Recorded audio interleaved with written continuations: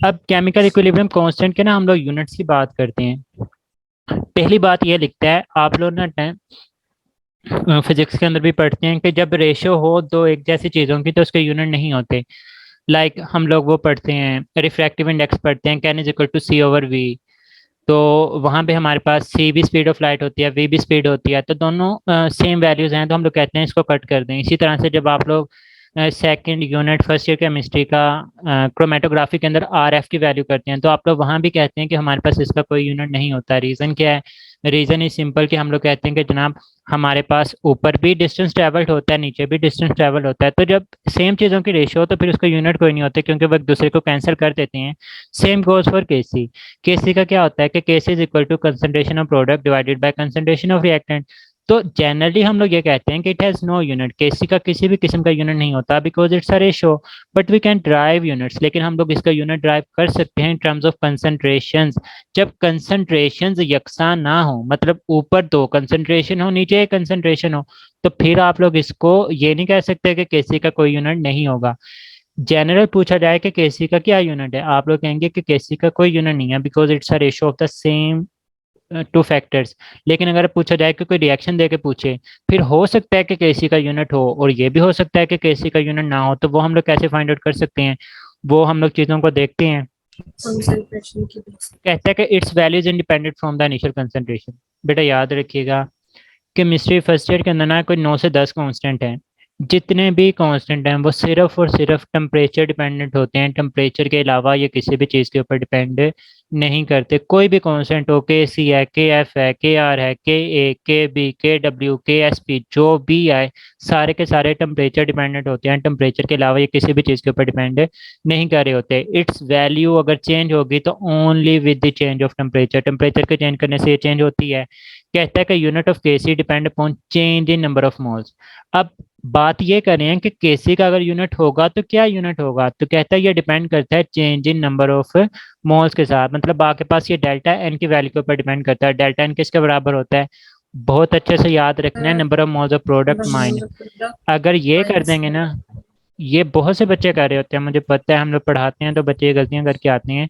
ये रिलेशन गलत है, यही करना है, number of moles of product minus number of moles of reactant है, वो आप लोगों ने याद रखना है। किस किस के ऊपर इसकी वैल्यू डिपेंड नहीं करती, ना कंसंट्रेशन ऑफ रिएक्टेंट के ऊपर, ना प्रोडक्ट के ऊपर, ना प्रेशर के ऊपर, ना वॉल्यूम के ऊपर, ना कैटलिस्ट के ऊपर डिपेंड करती है, तो किसके ऊपर?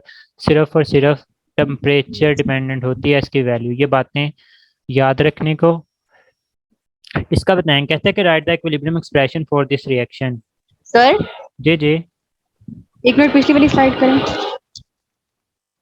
देख लें। बस सर ठीक है। चलें इसका बताएं इक्विलिब्रियम एक्सप्रेशन। अल्फा। गलत। Yes sir. यस सर, रुक गई बात है। अल्फा क्यों नहीं है सर?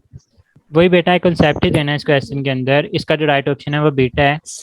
रीज़न इज के जब आप लोगों को एक्सप्रेशन गिवन हो और एक्सप्रेशन के अंदर आप लोगों को वो इस तरह से साथ में फिजिकल स्टेट्स भी मेंशन कर दे, तो बेटा याद रखिएगा हम लोग सॉलिड्स को किसी के एक्सप्रेशन में लेकर नहीं आया करते। किसी सिर्फ और सिर्फ हम लोग गैसेस के लिए जो भी गैस का फैक्टर होगा हम लोग उसको यहाँ पे लिख देंगे, जबकि सॉलिड और लिक्विड वाले फैक्टर्स को हम लोग यहाँ पे इग्नोर कर रहे होते हैं, क्योंकि वहाँ पे वैल्यू हमेशा हमारे पास वन ही आती है, जितनी मर्जी कंसंट्रेशन हो उसकी। वह जब भी हम लोग वैल्यू निकालेंगे तो यही कहा जाता है कि concentration for solid and liquid is always equal to unity. जब वो यूनिटी होगा तो वो हमारे पास वन के ही इक्वल आएगा, तो फिर हम लोग इसको इग्नोर करते हैं। तो आप लोग यहाँ पे सॉलिड और लिक्विड वाले फैक्टर्स को नहीं लिख रहे होंगे, आप लोग सिर्फ और सिर्फ गैसियस फैक्टर्स को ही यहाँ पे अंडर कंसिडरेशन लेकर आ रहे होते हैं। Is it clear? Yes sir. अब ये देखिए, यूनिट्स ऑफ इक्विलिब्रियम कांस्टेंट का सिंपल सा एक तो वो तरीकाकार जो आप लोगों ने मैट्रिक में पढ़ा के लंबा सारा फार्मूला लगाएं। दूसरा फार्मूला ये होता है कि मोल पर लीटर या मोल पर डीएम क्यूब की power delta N. Delta N से मुराद क्या है? Number of moles of products minus number of moles of product minus reactant. Number product. ये निकाल लेंगे। वैल्यू ख्याल रखना है, वो प्लस यस टू भी सर। हो सकती है, वो माइनस 2 भी हो सकती है। जो भी आंसर आए प्लस माइनस को इग्नोर नहीं करना बल्कि यहाँ पे लिखना है। मैं आपको इसकी प्रैक्टिस भी करवाता हूँ। और अगर आपके पास केपी हो तो केपी का यूनिट होता है एटमॉस्फेयर, क्योंकि हम लोग वहाँ पे प्रेशर की टर्म इस्तेमाल करते हैं। तो प्रेशर की पावर डेल्टा एन आ जाएगी। तो एटमॉस्फेयर अगर +2 आएगा तो एटमॉस्फेयर का स्क्वायर यूनिट आ जाएगा, अगर -2 आएगा तो एटमॉस्फेयर की पावर -2। इस तरह से आप यूनिट निकाल लेते हैं। डेल्टा एन कहता है बराबर है number of moles of products minus number of moles of reactants के। अब कहता है कि केसी का यूनिट कब नहीं होगा। याद रखिएगा, जब भी डेल्टा एन की वैल्यू 0 आ जाएगी। तो डेल्टा एन की वैल्यू 0 होगी तो आप लोग फार्मूला के अंदर लगाएंगे कि जनाब मोल पर डीएम क्यू की पावर 0, किसी भी चीज़ की पावर 0 हो तो आंसर क्या आता है?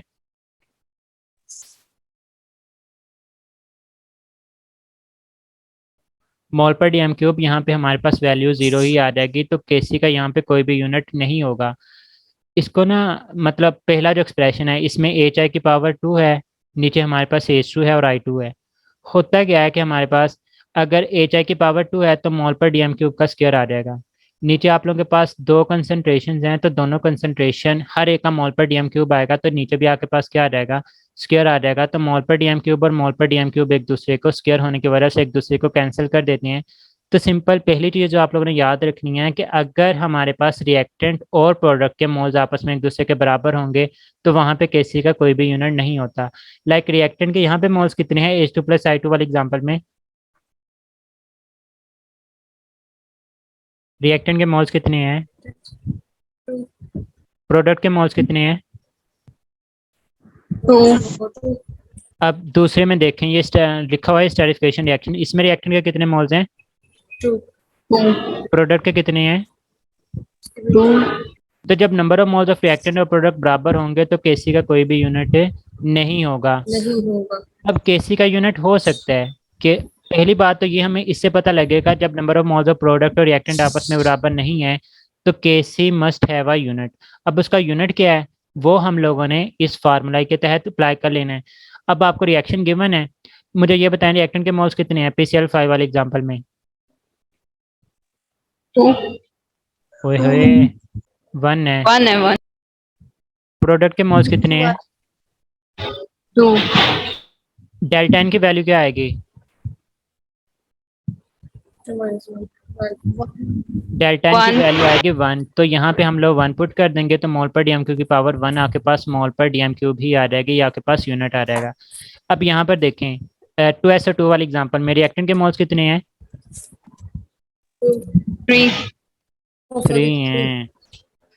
कसमें तुम मेरे सामने होंगे ना तो जो मुंह कोई गलत शय काट देना उनको शय मार देनी सी थोड़े। तो यहाँ पे प्रोडक्ट के जो मोल्स हैं वो 2 होंगे। डेल्टा एन की वैल्यू क्या होगी यहाँ पे? -1 -1। तो मोल पर डीएम क्यूब की पावर आप लोग ले लेंगे -1। तो मोल +1 था, -1 आ जाएगा। डीएम क्या हो जाएगा? +3 हो जाएगा। DM +3 हो जाएगा। यहाँ पे +3 आ जाएगा। Is it clear? Yes sir. मुझे जल्दी से इसका यूनिट बताएं। N2 + 3H2, ये मिलके 2NH3 बना रहा है। शाबाश, जल्दी से बताएं।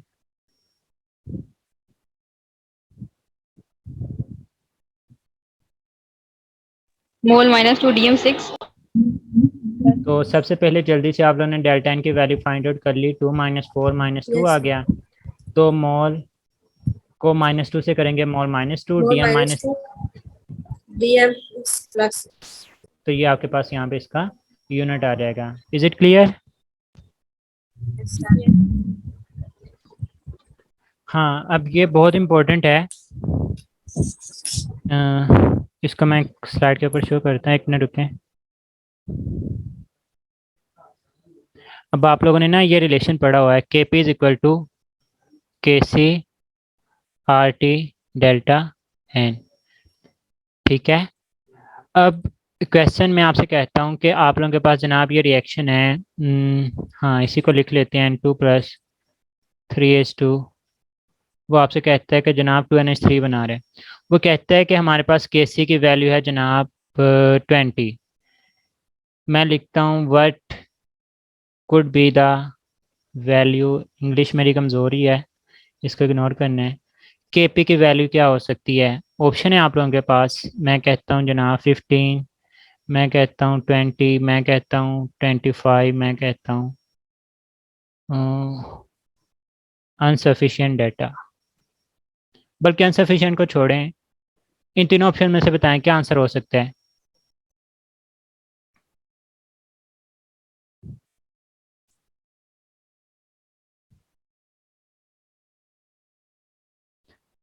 ना आपको आर की वैल्यू गिवन है, आर की तो चलो पता होती है ना, 0.0821, इसमें कोई इशू नहीं है आपको। टेम्परेचर भी 273।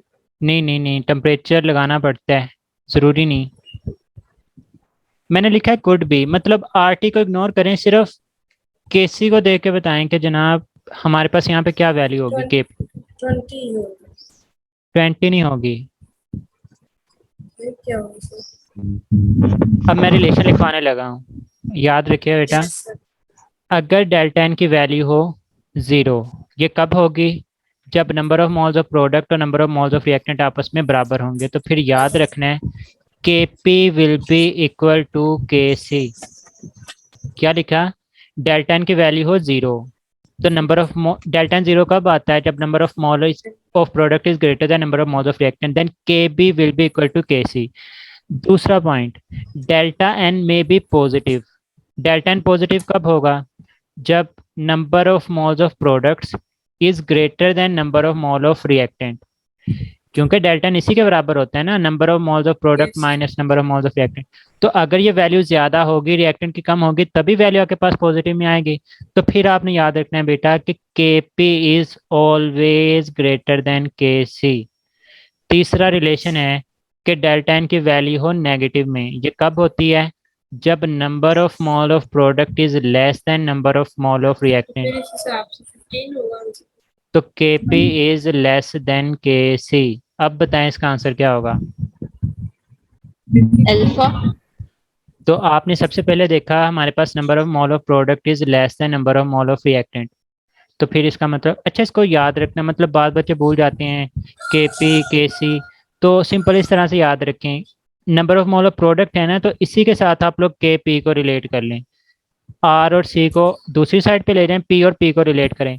अगर प्रोडक्ट के मोल ज्यादा तो के पी ज्यादा होगा, अगर प्रोडक्ट के मोल कम है तो के पी भी आपके पास कम होगा।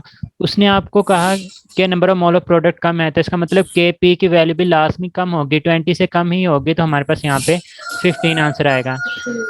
मैं आपसे कहता हूँ कि हमारे पास के पी की वैल्यू 20 कब आएगी। मैं आपके सामने रिएक्शन लिख रहा हूँ, H two plus I two, ये मिलके आपके पास 2HI बना रहा है।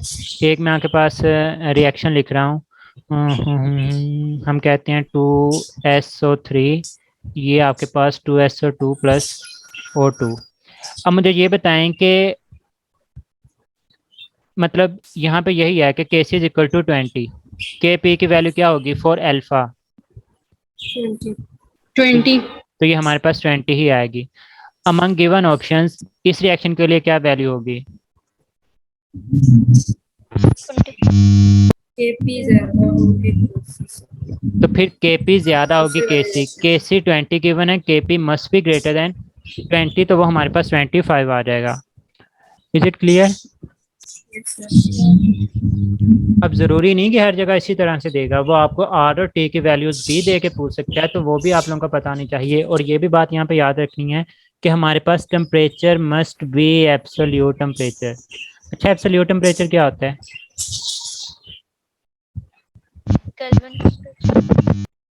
The value of temperature taken in kelvin is called absolute temperature. कुछ बच्चे कहते हैं, मैं मतलब इस तरह से लिखवाते हैं, एफएससी में कॉन्सेप्ट्स बनाने पड़ते हैं। मैं कहता हूँ 20 केल्विन है, मैं कहता हूँ 273 केल्विन है, मैं कहता हूँ जनाब ऑल ऑफ दीज। मैं पूछता हूँ कि इनमें से एब्सोल्यूट टेम्परेचर कौन सा है? all of these। तो वो ऑल ऑफ दीज होगा। मतलब बच्चों के जहन में ना एब्सोल्यूट जीरो का वर्ड फिक्स होता है, और उसी बेस के ऊपर वो कह देते हैं कि हमारे पास एब्सोल्यूट जीरो है तो वो जीरो केल्विन है।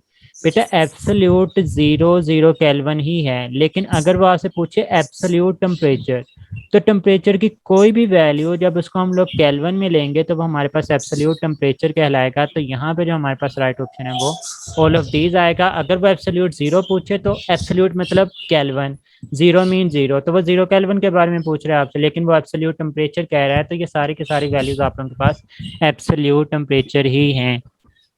अगर मैं आपको ये ऑप्शन देता हूँ,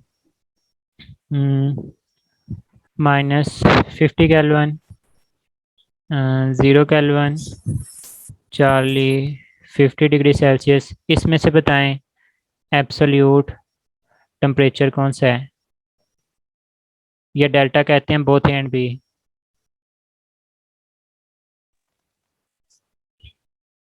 डेल्टा। Answer is beta.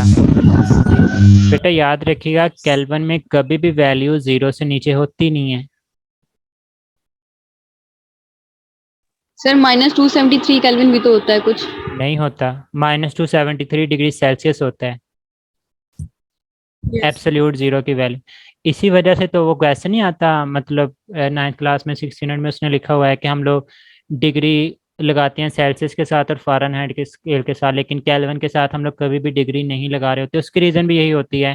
खैर ये बात अलग लंबी चली जाएगी, लेकिन याद रखिएगा कभी भी केल्विन की वैल्यू 0 से नीचे नहीं होती। बाकी डिग्री सेल्सियस में भी हो सकती है, फ़ारेनहाइट स्केल में भी हो सकती है, लेकिन इसमें कभी भी नहीं होगी। तो ये बातें क्लियर हैं आप लोगों को?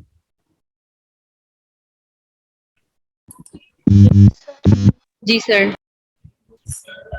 अब इसका बताएं आंसर। कहते हैं कि which of the following will have the KC unit as that of concentration units.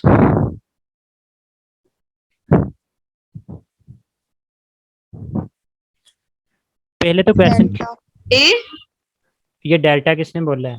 Delta A होगा सर। क्वेश्चन को समझे ना, उसने पूछा कि केसी का unit as that of concentration unit. Concentration का यूनिट क्या होता है? मोल पर डीएम क्यूब। आपने ये बताना है कि इस रिएक्शन में कौन सा ऐसा रिएक्शन है जिसका यूनिट मोल पर डीएम क्यूब ही होगा। तो वो हमारे पास यहाँ पे अल्फा ऑप्शन है। बीटा ऑप्शन के लिए क्या यूनिट होगा? Mole square DM6। मोल -2 DM6। चार्ली के लिए क्या होगा?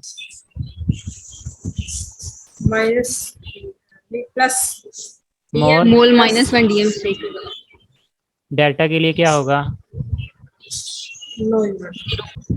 No unit. तो आप लोगों से 4 क्वेश्चन यहाँ से पूछे जा सकते हैं कि इसके लिए क्या यूनिट, इसके लिए क्या यूनिट, इसके लिए क्या यूनिट, इसके लिए क्या यूनिट, जैसे भी पूछ ले। अब लाइक यहाँ पे कह रहा है कि मोल -1 DM क्यूब किसका यूनिट होगा? अच्छा मोल माइनस क्या? सी।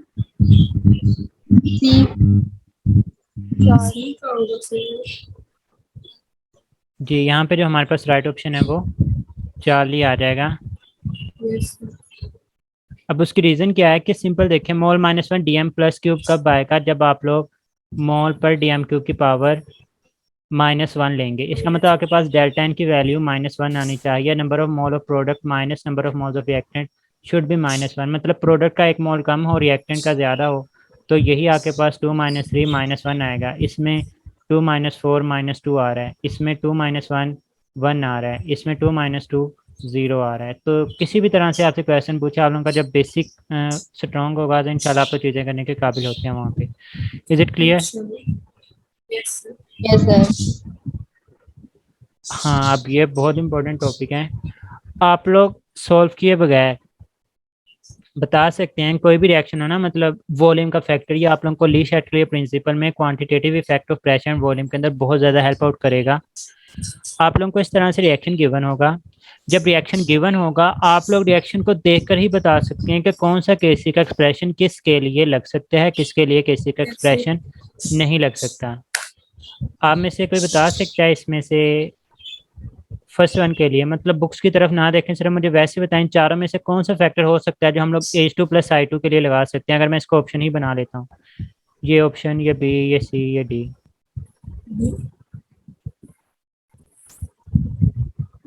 सॉल्व किए बगैर। चले हम सीखते हैं इसको, मैं बताता हूँ, फिर हम लोग इस स्लाइड के ऊपर आएंगे, फिर आप लोग खुद से बता रहे होंगे कि सर यहाँ पे ये आना है, यहाँ पे ये आना है। बेटा आपने याद रखनी है चंद एक चीज़ें, थिंग्स टू रिमेंबर। पहली बात क्या है, जब भी number of moles of product और number of moles of reactants बराबर होंगे तो बेटा कभी भी वॉल्यूम का फैक्टर केसी के एक्सप्रेशन में नहीं आएगा। पहली बात क्या बोली कि जब डेल्टा एन की वैल्यू हो 0, मतलब number of mole of product और number of mole of reactant बराबर होंगे, तो आपके पास कभी भी केसी के एक्सप्रेशन में वॉल्यूम का फैक्टर नहीं आएगा। इसका मतलब कि वॉल्यूम का फैक्टर तभी आएगा जब number of mole of product बराबर हो, और sorry, number of mole of product और number of mole of reactant आपस में बराबर ना हो। तो मैंने यहाँ पे लिखा है कि number of mole of product is not equal to number of mole of reactant. तो वॉल्यूम, अब इससे तो हमें ये तो पता लग गया कि वॉल्यूम का फैक्टर आ जाएगा, लेकिन आपको कई केसी के एक्सप्रेशन में वॉल्यूम का फैक्टर न्यूमरेटर में देखने को मिलता है, बाद दफ़ा आपको वो डिनोमिनेटर में देखने को मिलता है। अब आपको कैसे पता लगेगा ऊपर लग रहा है या नीचे लग रहा है? तो मैंने आगे लिख दिया कि वॉल्यूम का फैक्टर उसके साथ आएगा जिसके नंबर ऑफ मोल्स हैं वो कम होंगे। फॉर एग्जांपल, अगर ये रिएक्शन है N2 प्लस 3H2, ये मिलकर क्या बना रहा है 2NH3, किसके नंबर ऑफ मोल्स कम है? NH3 के। प्रोडक्ट्स। प्रोडक्ट क्या है ना, तो याद रखिएगा इसका जो केसी का एक्सप्रेशन होगा उसमें लाजमी तौर पे जो वॉल्यूम का फैक्टर होगा वो न्यूमरेटर में मौजूद होगा। अगर ये रिएक्शन है 2SO3, ये मिलके 2SO2 प्लस O2 बना रहा है, तो इसमें किसके मोल्स कम है? रिएक्टेंट्स। तो इसमें केसी के फैक्टर में न्यूमरेटर का फैक्टर हमेशा, जो वॉल्यूम का फैक्टर है वो हमेशा डिनोमिनेटर में आएगा। तो दूसरी बात हमने क्या की कि वॉल्यूम का फैक्टर तब आएगा जब मोल्स बराबर नहीं होते।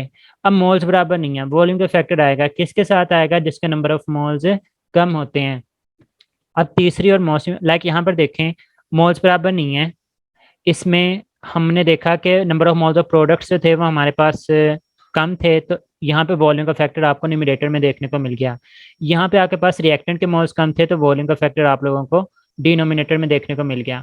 अब बाज़ जगहों पे आपको अकेला वी देखने को मिलेगा, बाज़ जगहों पे वी स्क्वायर देखने को मिलेगा, कई जगहों पे वी क्यूब भी आ सकता है। ये कैसे पता लगेगा बच्चों को कि जनाब यहाँ पे वी आएगा, वी स्क्वायर आएगा या वी क्यूब आएगा?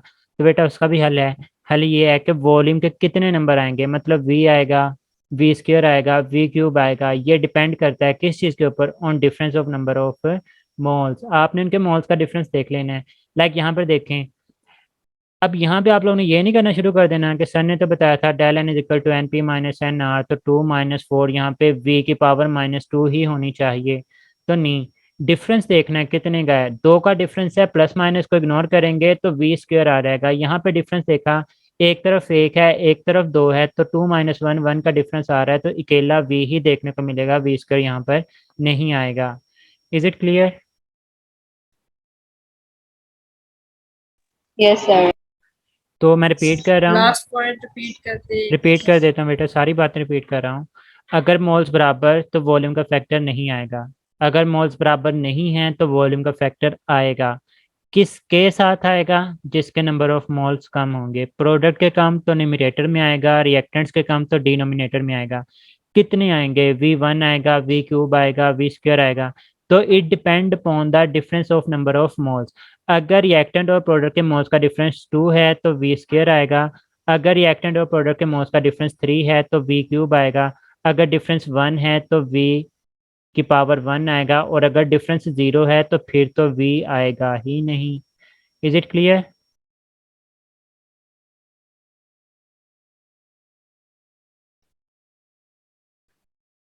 बेटा क्लियर है? जी सर। जी